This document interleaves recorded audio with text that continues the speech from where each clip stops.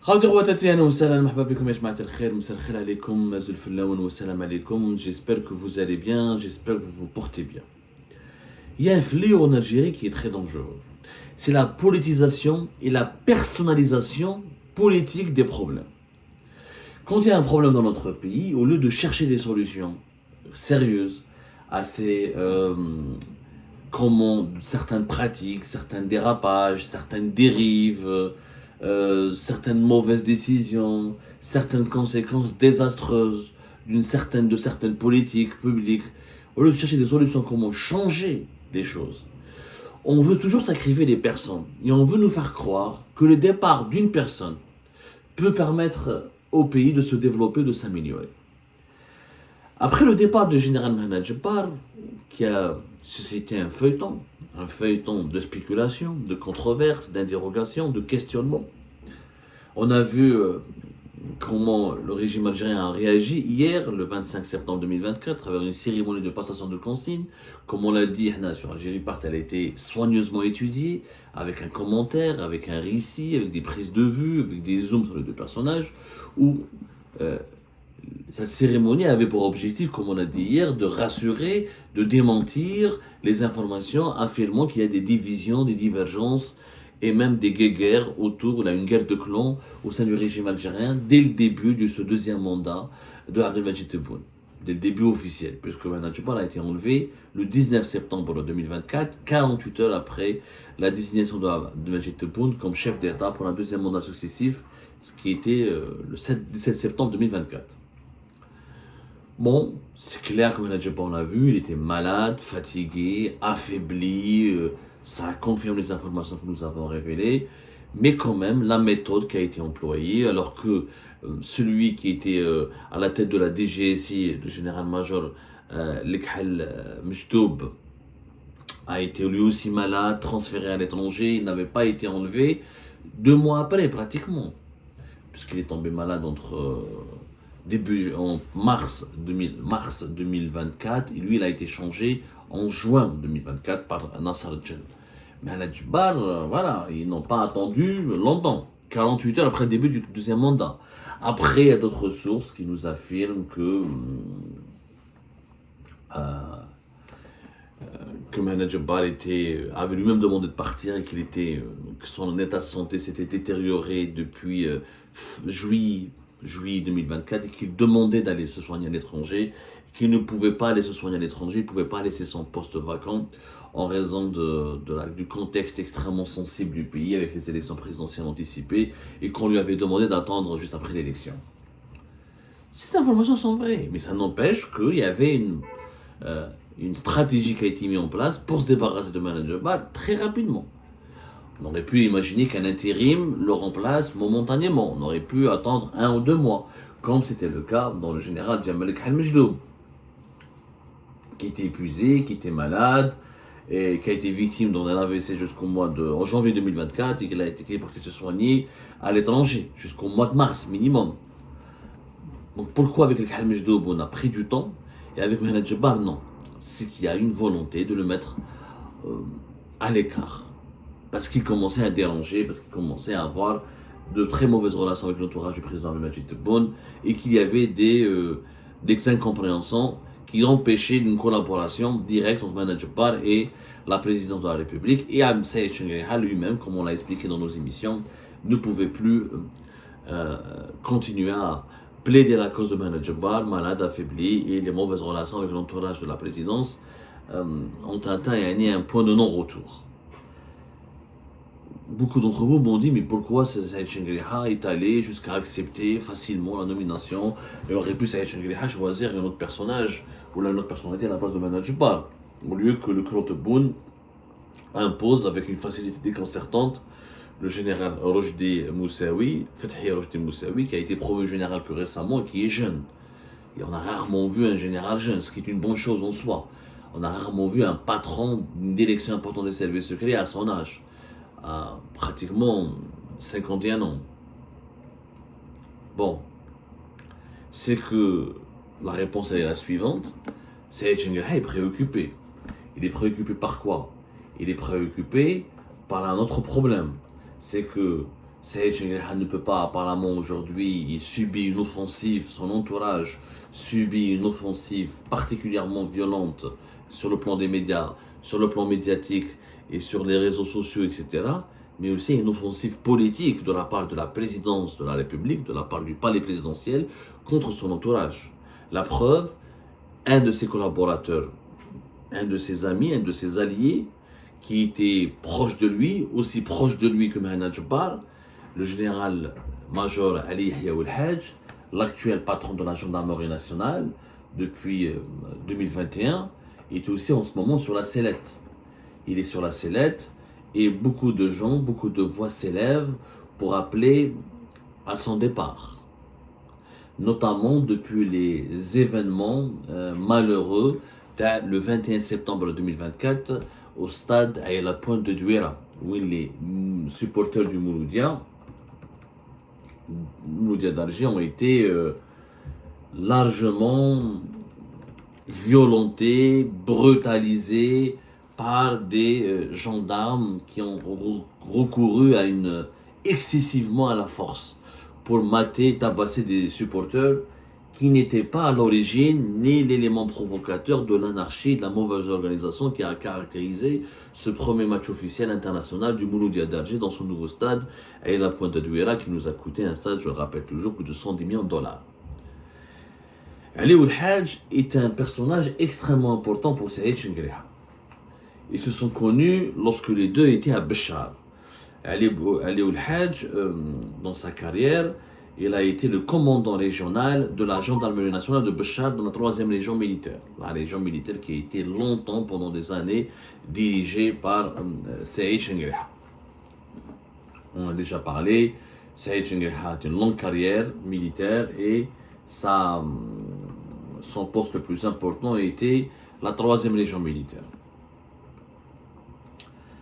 Ils se sont connus à cette époque-là et depuis ils se sont liés d'amitié et Saïd Chengrha considère le général Yahya Haj parmi ses plus importants collaborateurs, en tout cas parmi les personnes en qui il place une grande confiance. Et depuis son installation, sa confirmation en tant que chef d'état-major de l'armée nationale et populaire, à partir de juillet 2020, il a fait de Yahya Haj comme étant son principal, l'un de ses hommes de confiance, l'un des piliers de son clan. Parce que Chengrha a commencé à constituer il a tissé sa propre toile d'araignée au sein de l'institution militaire et il a commencé à imposer ses hommes, comme tous les leaders, il impose ses hommes, il ramène les hommes de confiance, il constitue son propre équipe. Sauf que malheureusement en Algérie, on ne fait pas la différence entre les équipes, les gens de confiance, les collaborateurs de confiance et le clan. En Algérie, on impose un clan, c'est-à-dire on veut que s'emparer de tous les postes de responsabilité, et même s'il faut mettre un proche qui n'est pas très compétent, mais parce qu'il est loyal, parce qu'il est servile, parce qu'il est zélateur, parce qu'il est amical, parce qu'il a la confiance du chef, on le met dans ce poste-là. C'est la différence avec les autres pays développés. Sinon, tous les leaders politiques ou militaires dans le monde entier, quand ils prennent des postes de commandement ou des fonctions de décision, ils s'entourent de personnes ou de gens de confiance. Ça, c'est logique. Sauf que la confiance ne doit pas primer à chaque fois sur la compétence. Malheureusement, dans notre pays, la confiance domine largement, pour ne pas dire outrageusement, la compétence.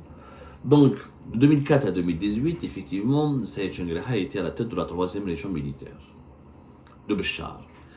Période durant laquelle, donc pendant un nombre d'années, j'ai pas les dates précises, mais peu importe, c'est pas ça ce qui compte, Yahya Haj a travaillé directement avec Saïd Chengrha. Saïd Chengrha fait tout pour le nommer au poste de commandant de la gendarmerie nationale en août 2021, à la place de l'ancien qui dirigeait la gendarmerie nationale, Nordine Gouesmia. Nordine Gouesmia qui est parti en très mauvais termes avec le ministère de la Défense et Saïd Chengrha, puisqu'il avait été éjecté à peine une année après avoir été intronisé à la tête de la gendarmerie nationale, le 6 août 2020. La gendarmerie algérienne a connu une période d'instabilité majeure depuis Rallye Berkser. Depuis Rallye Berkser, on a eu toujours des commandants qui sont restés qu'une année. Rallye Berkser 2018-2019, on a général-major Abdelrahman Ar'ar 2019-2020, on a dit que le général, comment on appelle ça, Nordine Gouesmia, Kif, il est resté 2020-2021. Et il n'y a que Yahya Ali Oulhaj qui est resté plus ou moins plus de 2-3 ans dans son poste, puisqu'il est à son poste depuis août 2021. Il a été promu général-major en 2023, si je ne me trompe pas, Yahya Ali Oulhaj, récemment. Auparavant, il n'était que général. Avant d'occuper le poste de patron de la gendarmerie algérienne, il était le chef d'état-major de la gendarmerie nationale. Clairement, Gouesmi Nourdine, son prédécesseur, il était proche de la présidence, notamment de certains conseils d'Al-Majid Tebboune comme Boualem Boualem. Yahya Ali Oulhaj, c'est un partisan et un allié de Saïd Chengriha. D'ailleurs, il est souvent avec lui, il le rencontre, etc. Ali Oulhaj est dans une position délicate parce que depuis 2023, on essaie de le faire remplacer. Il n'a jamais fait l'unanimité. La présidence, au niveau de l'entourage de Tebboune, plusieurs conseils de Tebboune font des rapports mauvais, ou là des rapports négatifs, accablants contre Yahya Ali Oulhaj, et essayent à chaque fois de demander à Tebboune de le remplacer. Tebboune a compris que Yahya Ali Oulhaj bénéficie de la confiance de Chengriha, et à chaque fois qu'il aborde le sujet avec Chengriha, Chengriha le défend, il dit qu'il fait du bon travail, il y a des bons résultats. On devrait le maintenir, c'est quelqu'un de travailleur, on a besoin de stabilité à la tête de la gendarmerie, on ne peut pas chaque année, chaque 2 ans changer de patron, de commandant de la gendarmerie. Tebboune cède. Il a cédé pour des raisons que vous pouvez imaginer. La campagne, il y a le deuxième mandat, il y avait les élections présidentielles anticipées. Maintenant que Tebboune a validé son deuxième mandat, le cas Yahya Ali Oulhaj est revenu au devant de la scène. Et l'entourage de Tebboune a relancé une offensive pour le remplacer. Pour l'entourage d'Abdelmajid Tebboune, le clan Tebboune, il n'a qu'un seul objectif, et de mettre à la place de la gendarmerie nationale algérienne quelqu'un qui est issu directement, quelqu'un qui est leur allié, quelqu'un qui est issu de leur camp, quelqu'un de leur rang. Donc ils ont envie de placer un général qui collaborerait et qui serait plus l'allié du clan Tebboune que l'allié du clan Chengriha. Ça c'est compliqué depuis le début des événements, depuis les événements de Douala, la Pointe, ils ont aggravé le cas de général Yahya Ali Oulhaj. Dans la tête aujourd'hui, il est mis à prix. Elle est clairement mise à prix. Mais Saïd Chengriha se bat férocement pour le conserver. Le problème, qu'on remplace par les... S'il y a une autre personne compétente que Yahya Ali Oulhaj, je ne dirais pas non. Mais malheureusement, je trouve que c'est dommage de nous faire croire que le départ de Yahya Ali Oulhaj va régler tous les problèmes. C'est-à-dire que les violences à le stade d'Ali la Pointe, on a besoin de réponses pragmatiques, systématiques et méthodiques. Le remplacement des personnes n'a jamais résolu les crises et les problèmes. La gendarmerie ne fonctionne pas très bien.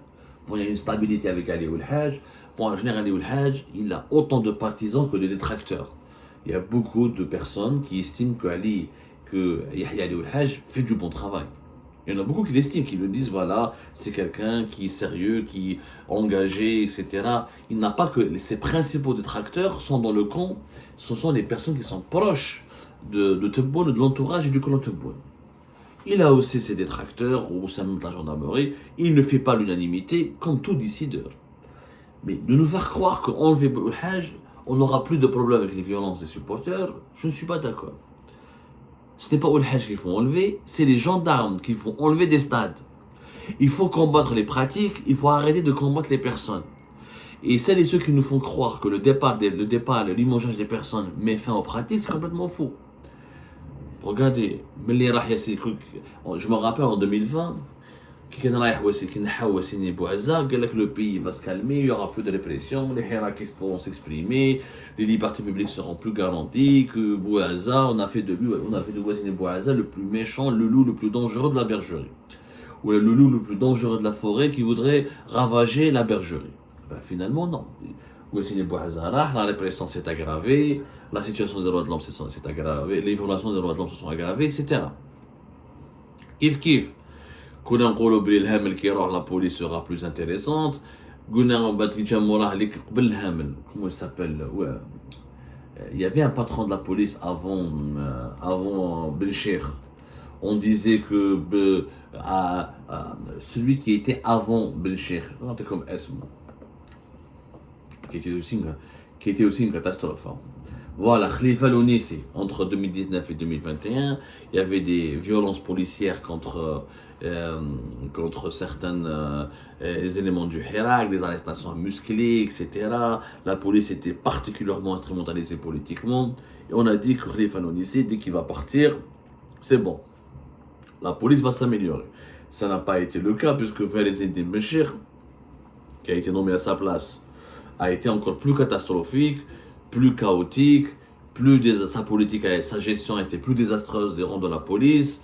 Et la police algérienne n'a jamais été aussi mauvaise, aussi politisée, aussi dominée par les considérations politiques, par le clanisme, par le mercantilisme, sans parler de l'héritage catastrophique de Benchir, soupçonné de haute trahison, corruption, enrichissement illicite, il a alimenté des guerres de clans terrifiantes et terribles. Yani, il a laissé derrière lui, Benchir, jusqu'à maintenant, le jour où il sera jugé, parce qu'on a beau le protéger, on a beau le mettre à l'abri, on a beau lui offrir une impunité, ça ne va pas durer longtemps. Quelqu'un qui fricote pendant des années avec les services secrets étrangers occidentaux, quelqu'un qui s'est enrichi, qui est corrompu, quelqu'un qui fait un mariage blanc pour se marier, avoir des papiers à l'étranger, quelqu'un qui achète des bars et des magasins, qui fait des investissements dans des bars et des hôtels alors qu'il est policier en Algérie. Il ne peut pas échapper éternellement à la justice, en tout cas, il ne veut pas échapper longtemps au banc des accusés. Mais la police n'a pas changé pour autant. Bon là, avec Ali Badawi, ça se passe mieux parce que celui qui était avant lui a laissé un héritage catastrophique. Donc après une catastrophe, quand il y a une accalmie, on dit que c'est toujours mieux. Mais on va voir, parce qu'Ali Badawi va relever, va professionnaliser la police jusqu'au bout. Il va la moraliser surtout. Les départs des personnes, on a beaucoup de cas dans pas mal d'élections, notamment ça des services de sécurité. Les départs des personnes, les limogeages des personnes n'ont pas résolu les problèmes pour longtemps. Ce que je regrette, c'est depuis le début des événements, les malheureux événements, les incidents malheureux à Stade Ali La Pointe de Douala, c'est qu'on s'est tous concentrés. C'est que beaucoup, pas nous, parce qu'on a fait Algérie part, on a parlé du problème. Pour moi, s'il y a des personnes qu'il faut sanctionner, d'ailleurs, Yahya Alioune Haj devrait commencer par sanctionner lui-même ses équipes. S'il ne le fait pas, là oui, il sera défaillant. On va lui accorder un peu de temps. S'il ne diligente pas lui-même une enquête interne, là on peut lui dire qu'il est défaillant. Par contre, ce que je ne comprends pas, c'est qu'il y a des gens qui utilisent des incidents malheureux, des problèmes d'actualité pour faire des règlements de compte. Donc, les anti-général Yahya Alioune Haj profitent de cet événement pour demander sa tête, pour demander son départ, pour demander qu'il soit jugé, pour qu'il soit licencié, etc. Mais ils ne le font pas parce qu'ils cherchent à défendre l'intérêt général. Ils le font juste parce qu'ils veulent que le clan Tebboune s'empare de mettre à la place du général-major Yahya Alioune Haj, un autre bonhomme, une autre personne qui sera dévouée totalement pour le clan Tebboune. Ils le font pour se venger contre Saïd Chengraha et son clan. Ils le font, donc c'est une guerre de clans en fait. C'est malheureux de faire du clanisme et de la politique sur le dos de la population algérienne, notamment dans l'affaire de Douai, il y a eu un mort.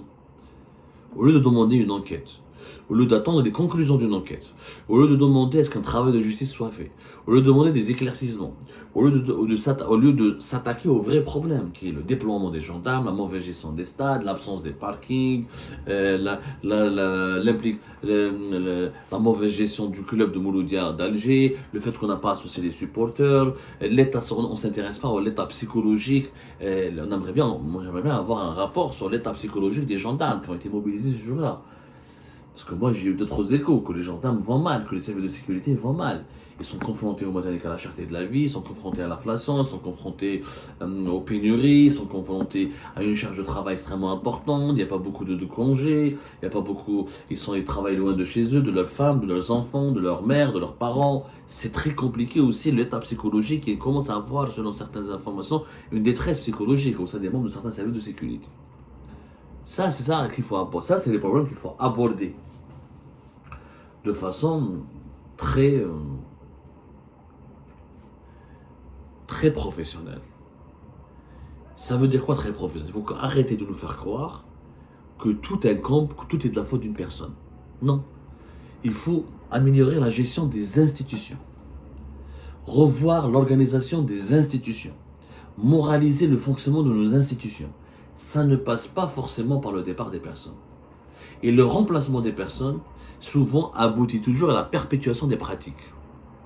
Donc, moi je suis pour qu'on demande des comptes au général Ali Yahya Ould Hajj, au général major Yahya Ali Ould Hajj.